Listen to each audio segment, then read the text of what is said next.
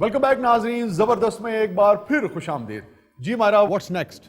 शाह जी, अब वक्त हुआ है हमारे सेगमेंट कहावतें जो जिंदगी बदल दें। कहावतें जो जिंदगी बदल दें, हजामतें जो शक्ल बदल दें।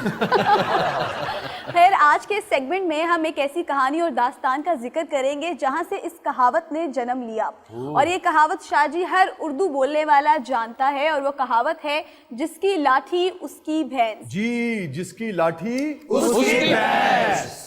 शाह जी, कहावत ना होवे तो मेरी गाल ही है। क्या मतलब? जिसकी लाठी उसकी भैंस। हालांकि जिसकी भैंस उसकी लाठी होनी चाहिए थी सर। देखो कह कौन रहे हैं ना, जित को भैंस खिंची जानी ना लाठी चुकी और भैंस ए हो जे किल्ली ना बंद हुंदे ने। ਰਾਸ਼ਦਰ ਕੇ ਕੱਟੇ ਹੁੰਦੇ ਨੇ, ਛੱਡੀਏ ਮੱਝ ਥੱਲੇ ਜਾਂਦੇ ਮੰਜੀ ਥੱਲੇ। ਔਰ ਇਦਾਂ ਦੀਆਂ ਮੱਝਾਂ ਹੁੰਦੀਆਂ ਸਾਰਾ ਦਿਨ ਖਾਂਦੀਆਂ ਪੀਂਦੀਆਂ ਲੋਕਾਂ ਦਾ, ਸ਼ਾਮ ਨੂੰ ਦੁੱਧ ਦੇ ਟਾਈਮ ਘਰ ਆ ਜਾਂਦੀ। ਅੱਛਾ, ਰਾਸ਼ਦਰ ਕੇ ਕੱਟੇ ਨੂੰ ਨਾ ਦੂਜੀਆਂ ਮੱਝਾਂ ਪੁੱਛਣ ਤੇਰੀ ਮਾਂ ਨਾ ਤੇਰੀ ਬਣਦੀ। ਇਮਰਾਨ ਵਰਗੇ ਬੰਦੇ ਨੇ ਮੱਝ ਰੱਖੀ ਹੋਵੇ ਨਾ, ਨਾਲ ਚੋਣ ਲਈ ਬੰਦੇ ਰੱਖੇ ਨੇ, ਮੇਰੇ ਕੋ ਤੇ ਚੋਈ ਨਹੀਂ ਜਾਣੀ। ਤੁਸੀਂ ਫਨਕਾਰ ਹੋ ਸੋ ਵੱਡੇ ਤਾਂ ਆਪਣੇ ਘਰ ਹੋ ਸੋ। ਤੁਸੀਂ ਅਜੇ ਤੱਕ ਮੈਂ ਜਾਣਦੇ ਨੇ। ਅੱਛਾ ਜੀ। ਮੈਂ ਤਾਂ ਮੱਝ ਨੂੰ ਕੋਨੀ ਮਾਰਾ ਤਾਂ ਉੱਠਦੀ ਨਹੀਂ। ਆ ਕੋਨੀ ਦੀ ਬਰਛੀ ਵਰਗੀ ਵਿੱਚ ਵੜ ਜਾਂਦੀ। ਔਰ ਜਿੱਦਾਂ ਦੀ ਸਿਹਤ ਹੈ ਇਦਾਂ ਦਾ ਮੱਝ ਨੂੰ ਕਹਿਣ ਆਂਦਾ ਤੇਰੇ ਕੂਣੀ ਮਾਰਨੀ ਮਾੜੀ ਜੀ ਬਹਿ ਜਾ। ਹੁਣ ਨਾ ਮੇਰੇ ਬਾਰੇ 'ਚ ਕੋਈ ਇੰਜ ਦੀ ਬਕਵਾਸ ਕਰੇ, ਨਹੀਂ ਤਾਂ ਮੈਂ ਤੈਨੂੰ ਕੱਟੇ ਵਾਲੀ ਥਾਂ ਤੇ ਬੰਨ ਛੋੜਨਾ। ਉਹਨੇ ਪੱਠੇ ਹੀ ਖਾਣੇ, ਭਾਵੇਂ ਖੋਤੇ ਦੀ ਜਗ੍ਹਾ ਤੇ ਬੰਨ ਦੇ। ਇਮਰਾਨ ਕੇ ਬਦਮਾਸ਼ ਡੱਬ ਚੋਂ ਡ੍ਰਿਪ ਕੱਢਦੇ ਨੇ ਜੀ, ਤੇ ਦੁਸ਼ਮਣ ਦੇ ਸਾਹਮਣੇ ਖਲੋ ਕੇ ਪੂਰੀ ਪੀ ਰਹੇ। अच्छा देखिए, आज की जो कहावत है जिसकी लाठी उसकी भैंस, उसके कई यानी कि उसमें से कई दानिश के मोती जो हैं वो बिखरते हैं इस कहानी के अंदर से। और एक मोती जो है वो है यही कि वो जो दौर था ना जिसमें ताकत जो थी वो सिर्फ जिस्मानी ताकत को ही असल ताकत समझा जाता था, वो दौर बहुत पीछे जा चुका है। आज भी यकीनन वो एग्जिस्ट करता है, मगर अब जिस तरीके से इंसान ने अपनी अक्ल का इस्तेमाल करते हुए जैसी जैसी इजादात कर ली हैं, आप अंदाज़ा कीजिए कि एक तरफ 2 करोड़ लोगों की भी फ़ौज हो, मगर दूसरी तरफ एक बच्चा जो है वो एक ड्रोन के बटन पर बैठा होता है और बटन को यूँ प्रेस करता है, तो अगर आगे उस फौज में सारे सोहराब और रुस्तुम भी हों तो वो एक ड्रोन अटैक की मार है। ਵਾਹ ਸ਼ਾਹ ਜੀ, ਰਾਸ਼ਦਰ ਕੇ ਬੰਦੇ ਡਰਾਉਣ ਦਾ ਬਟਨ ਨੱਪਣ, ਘਰ ਦਾ ਪੱਖਾ ਚੱਲ ਪੈਂਦਾ।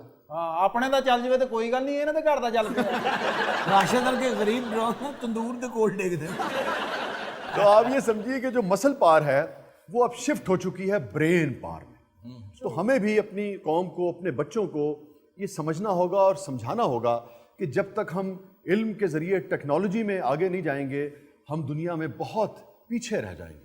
और अगर आप पूरी इंसानी तारीख़ का भी मुतालिया करें तो वो इस बात की गवाह है कि मसल पार अपनी जगह रही है, ताकत रही है, मगर उस ताकत के अंदर जैसे ही जहानत शामिल हुई है, ਬੰਦਾ ਹੋਸਟ ਬਣ ਗਿਆ। नहीं, वो ग्रोह, वो कबीला, वो कौम जो है वो आगे निकल गई है, जिसने जहानत और ताकत को कंबाइन कर दिया है। मिसाल के तौर पर शाह जी, आप थोड़ा पीछे चले जाएं, काफी। उठो उठो।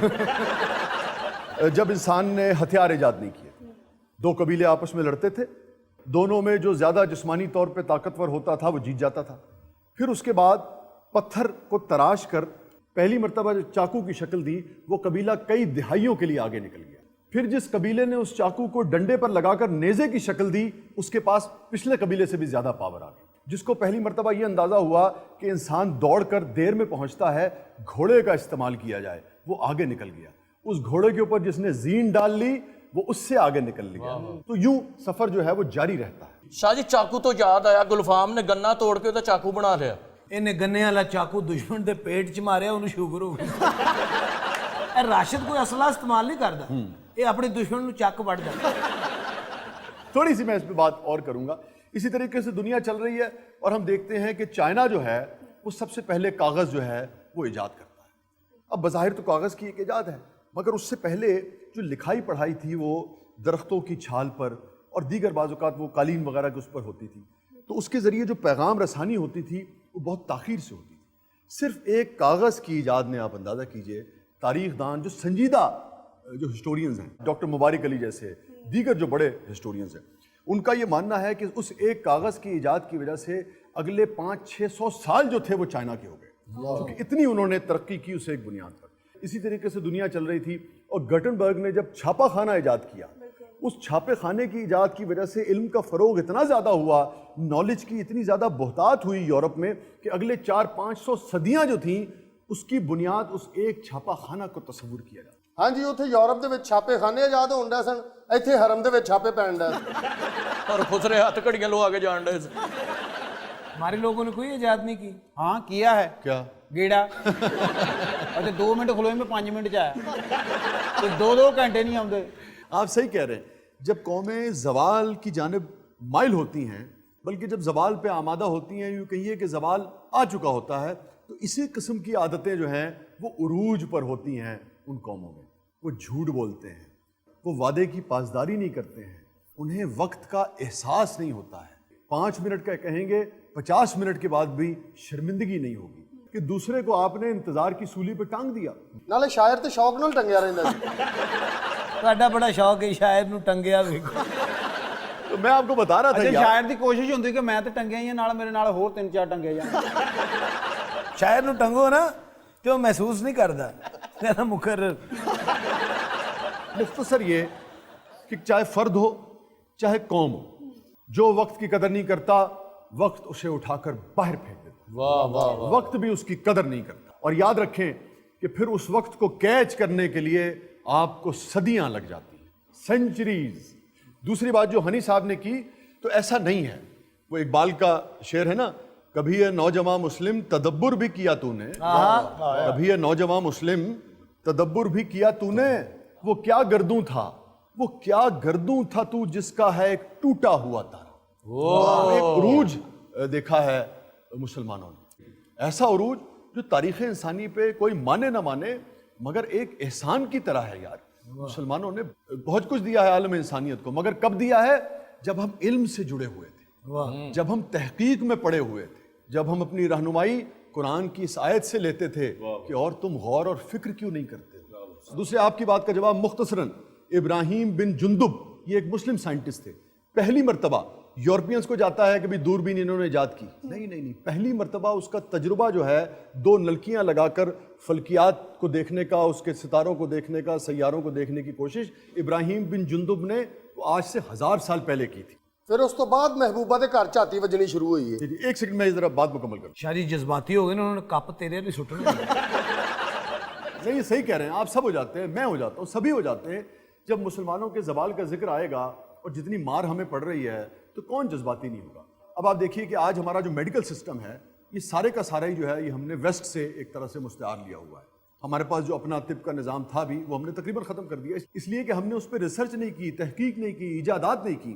آج آپ اندازہ کیجئے کہ ویسٹ جو ہے وہاں سے برین ٹرانسپلانٹ بھی آ رہا ہے، ہارٹ ٹرانسپلانٹ بھی آ رہا ہے، جگر ٹرانسپلانٹ بھی آ رہا ہے، کڈنی ٹرانسپلانٹ بھی آ رہا ہے۔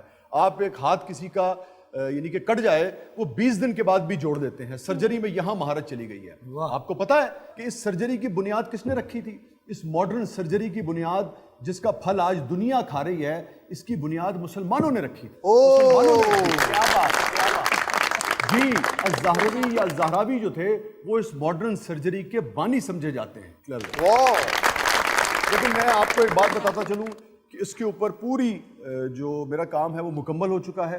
اگلے ہفتے سے یا اس سے نیکسٹ ویک سے انشاءاللہ ہم ایک نیا سیگمنٹ شروع کر رہے ہیں جس میں ہم یہ بتائیں گے، آپ کے ساتھ بھی شیئر کریں گے، ہم اپنے پاکستانیوں کے ساتھ بھی شیئر کریں گے، کیونکہ دیکھیں جب تک آپ دونوں چیزیں ضروری ہوتی ہیں، سزا بھی ضروری ہوتی ہے مگر جزا بھی ضروری ہوتی ہے، اصلاح بھی ضروری ہوتی ہے، تنقید کے ساتھ ساتھ حوصلہ افزائی بھی ضروری ہوتی ہے۔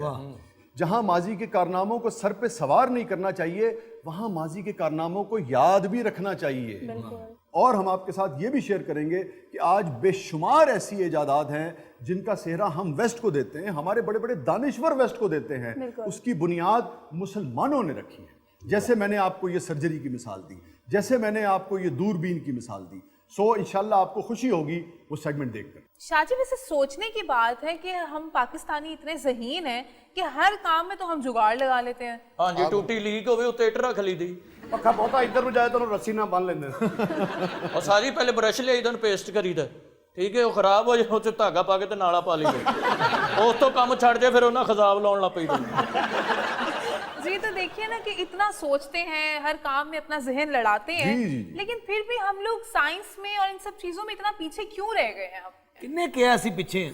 ਸਾਡੇ ਸਾਇੰਸਦਾਨ ਨਿਕਲਦੇ ਨੇ ਚਾਂਦ ਰਾਤ ਨੂੰ ਇਹ ਮੋਟਰਸਾਈਕਲਾਂ 'ਚ ਸਲੈਂਸਰ ਕਢਾ ਕੇ 14 अगस्त को भी निकलते हैं ना। ਓਏ ਹਾਂਜੀ ਹਾਂਜੀ ਇਹ ਦੇਖੇ ਨਾ ਸ਼ਾਹ ਜੀ ਵੀ ਨਿਕਲਦੇ ਚੂੜੀਆਂ ਵਾਲੇ ਬਾਜ਼ਾਰ 'ਚ ਸਾਇੰਸਦਾਨ ਨੂੰ ਪੈ ਰਹੀਆਂ ਹੁੰਦੀਆਂ ਔਰ ਮੇਰੇ ਚਾਚੇ ਨੇ ਜੁਗਾੜ ਲਾਇਆ ਜਨਾਬ ਦੁਸ਼ਮਣੋਂ ਦੀ ਲੱਤ ਵੱਢ ਦਿੰਦੇ ਸਨ अच्छा ਉਹ ਲੱਕੜ ਦੀ ਲੱਤ ਲਵਾ ਲਈ ਇਹਨੇ ਲੱਤ ਲਵਾ ਕੇ ਸੁੱਤਾ ਨੇ ਕੁਹਾੜੀ ਮਾਰੀ ਵਿੱਚ ਕੁਹਾੜੀ ਫਸ ਗਈ ਵਾਪਸ ਤੁਹਾਨੂੰ ਵੇਖ ਕੇ ਵੀ ਇਹੀ ਲੱਗਦਾ ਹੈ, ਤੁਹਾਡੇ ਅੱਬੂ ਨੇ ਵੀ ਜੁਗਾੜ ਹੀ ਲਾਇਆ ਹੁਣ ਵਿਰਾਜੀ ਮੱਝ ਜਲੇ ਰੋਲੇ ਦਾ ਕੀ ਬਣਿਆ ਉਹ 5-6 ਗਰੀਬ ਸ਼ਹਿਰ ਚ ਹੋ ਕੇ ਲੈ ਜਾਂਦੇ नाज़रीन हमने बात करनी थी जिसकी लाठी उसकी भैंस, ये जो मुहावरा, ये जो कहावत है, ये जिस कहानी जिस दास्तान से निकली है, मगर बात चलते चलते मुसलमानों के जवाल तक चली गई। अगले हफ्ते से डिस्कस करेंगे। छोटे वक्त के बाद आप आते हैं, कहीं नहीं जाइएगा, आप देख रहे हैं ज़बरदस्त।